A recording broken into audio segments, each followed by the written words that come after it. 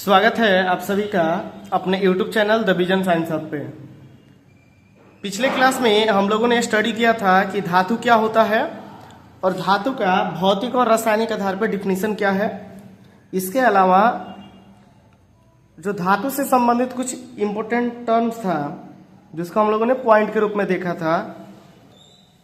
आप सभी को पता है कि भूपर्पटी पर सर्वाधिक मात्रा में एल्युमिनियम धातु, सिलिकॉन अधातु एवं ऑक्सीजन अधातु पाया जाता है और मानव द्वारा उपयोग किए जाने वाला सबसे पहला धातु तत्व तांबा है। टाइटेनियम, जिरकोनियम, मैग्नीज, क्रोमियम इत्यादि को सामरिक धातु कहा जाता है क्योंकि इन धातुओं पर किसी भी देश की अर्थव्यवस्था निर्भर करती है। अब हम लोग को पढ़ना है कि धातु का भौतिक गुण, फिजिकल प्रॉपर्टीज ऑफ मेटल। इसमें सबसे पहला है धात्विक चमक, जिसको बोलेंगे मेटेलिक लस्टर। धातुओं की सतह पर एक विशेष प्रकार की चमक पाई जाती है जिसे धात्विक चमक कहा जाता है। धात्विक चमक को अगर मुख्य रूप से देखा जाए तो इसका रीजन होता है कि जो भी मेटल होता है तो मेटल के बाहरी कोश में इलेक्ट्रॉन जो है मुक्त होता है और जब इन इलेक्ट्रॉन पे मान लीजिए कोई मेटल है तो इसके बाहरी सतह पर जो है कुछ ना कुछ मुक्त इलेक्ट्रॉन होता है। जब इन मुक्त इलेक्ट्रॉन पे प्रकाश पड़ता है तो ये इलेक्ट्रॉन जो है ऊर्जा को अवशोषित कर लेते हैं। जब ऊर्जा को ऑब्जर्व कर लेंगे, अवशोषित कर लेंगे, तो ये जो है अपना स्थान परिवर्तित करने लगते हैं, अपना स्थान में चेंजिंग करने लगते हैं, जिसके कारण धातु जो है चमकता है या चमकदार होता है। हालांकि ये सारी जानकारी हम लोग अगली क्लास में, उच्चतर क्लास में करेंगे। फिलहाल हम लोग क्लास 8 के लिए ही दिख रहे हैं, तो आपको अभी सिर्फ डिफिनीशन याद करके रखना है कि धातुओं की सतह पर एक विशेष प्रकार की चमक पाई जाती है जिसे धात्विक चमक कहा जाता है। दूसरा है हार्डनेस, कठोरता। सामान्यतः सभी धातुएं कठोर होती है, परंतु सभी धातुओं की कठोरता एक समान नहीं होती है। अपवाद है, जैसे लिथियम, सोडियम, पोटेशियम मुलायम धातु होती है, इन्हें चाकू से काटा जा सकता है। क्वेश्चन पूछता है कि चाकू से काटे जाने वाला कौन सा ऐसा धातु है, तो ध्यान रखना है कि लिथियम, सोडियम, पोटेशियम को चाकू से काटा जा सकता है। इसमें कठोरता नहीं होता है, मुलायम होते हैं, इसीलिए जो है ये अपवाद है धातु के। कठोरता होने का रीजन क्या है? धातुएं इसलिए कठोर होती है क्योंकि इनके बीच मेटेलिक आयन पाया जाता है।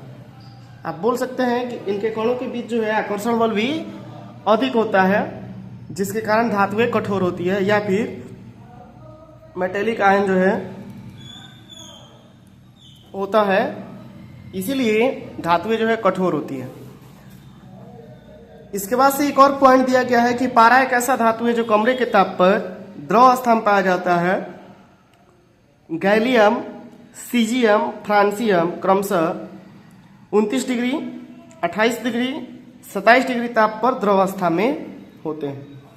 धातुएं कठोर होती है। इसका अपवाद था लिथियम, सोडियम और पोटेशियम की। लिथियम, सोडियम और पोटेशियम मुलायम होता है, लेकिन ध्यान रखना है कि पारा एक ऐसा धातु है जो कमरे के ताप पर द्रव अवस्था में होता है। इसके अलावा गैलियम, सीजियम एवं फ्रांसियम क्रमशः 29 डिग्री, 28 डिग्री, 27 डिग्री ताप पर द्रव अवस्था में होता है। उसके बाद से है टेंसेल, जिसको बोलते हैं तन्यता।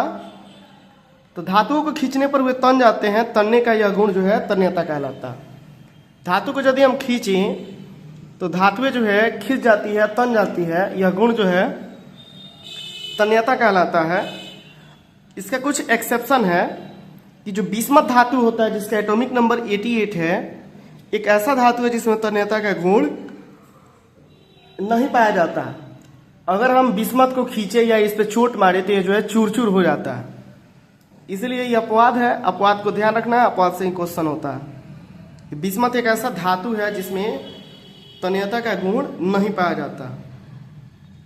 सबसे अधिक तन्यता वाला धातु सोना होता है और सबसे कम तन्यता वाला धातु बिस्मथ होता है।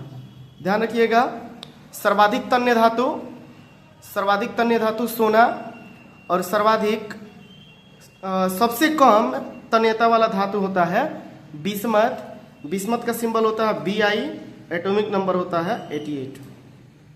यहाँ कह रहा है कि 1 ग्राम सोने से लगभग 2 किलोमीटर तार बनाया जा सकता है। सोचिए, कि सोना में सबसे अधिक तन्यता है, इसीलिए 1 ग्राम सोने को यदि पतला तार के रूप में बनाया जाए तो लगभग जो है 2 किलोमीटर दूर उसको ले जाया जा सकता है। चौथा पढ़ना हम लोगों को आघात वर्ध्यता। तो आघात वर्ध्यता कहने का मतलब है कि यदि धातु पर हम चोट मारें और धातु फैल जाए तब इस गुण को बोला जाता है आघात वर्ध्यता। धातुओं का वह गुण जिसके कारण उसे चोट मारने पर वह फैल जाता है आघात वर्ध्यता कहलाता है। बिस्मथ एक ऐसा धातु है जिसे पीटने पर वह चूर चूर हो जाता है, मतलब ये एक्सेप्शन है, अपवाद है। ध्यान रखिएगा कि बिस्मथ एक ऐसा धातु है जिसमें आघात वर्ध्यता और तन्यता का गुण नहीं पाया जाता। सर्वाधिक आघात वर्ध्य धातु सोना, उसके बाद से चांदी होता है। आघात वर्ध्यता गुण के कारण ही एल्युमिनियम के पर्णिकाओं का उपयोग चॉकलेट लपेटने और मिठाई सजाने में किया जाता है। ध्यान रखिएगा कि आघात वर्ध्यता के कारण ही जो एल्युमिनियम का हम लोग पतला पतला लेयर देखते हैं उसको बनाया जा सकता है, या फिर जो मिठाई को लपेटने के लिए सजाने के लिए जिसका प्रयोग किया जाता है उसको भी बनाया जाता है। आघात वर्ध्यता गुण के कारण ही जो मेटल है उसका चादर भी बनाया जाता है। चौथा इसमें ऊष्मीय चालकता जिसको बोला जाता है थर्मल कंडक्टिविटी। तो थर्मल कंडक्टिविटी क्या होता है कि सामान्यतः धातुएं ऊष्मा का सुचालक होती है।